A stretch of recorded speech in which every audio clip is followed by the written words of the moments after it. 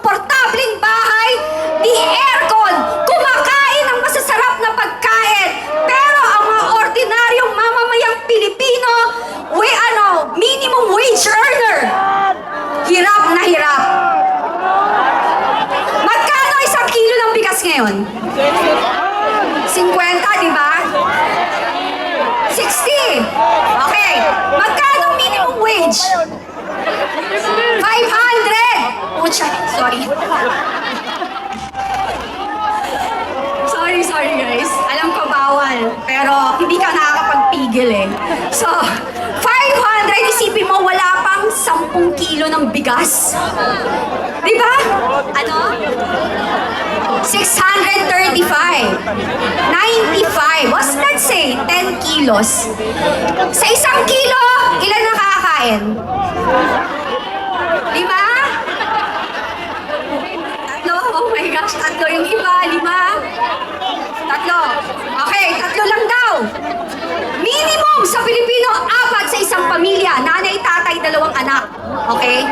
So imagine ninyo, 1 kilo, 3. Kulang, di ba? Paano pa ang tubig? Pambayad sa tubig. Pambayad sa kuryente, mahal. Ano yung pambayad sa upa? Pamasahin nyo araw-araw. Pagkain ng bawat empleyado ng mamamayang Pilipino araw-araw. Wala pa doon ang pagkain at saka pagpapaaral, baon, pabaon, and everything. Saan tayo pupulutin? Kampungan. Hindi nila tayo naiintindihan kasi hindi sila galing sa hirap. Hindi nila nararanasan ang hirap na dinadanas ng ordinaryong mamamayang Pilipino na nagbabayad ng tamang tax kahit hirap na at sila anong ginagawa? Anong ginagawa? Ninanakaw!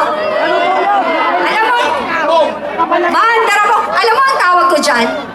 Alam niyo yung kalyo?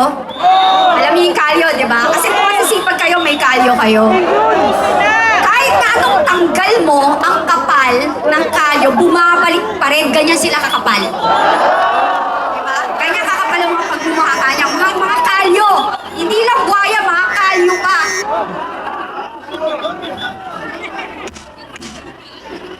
Kalyo! Kalyo!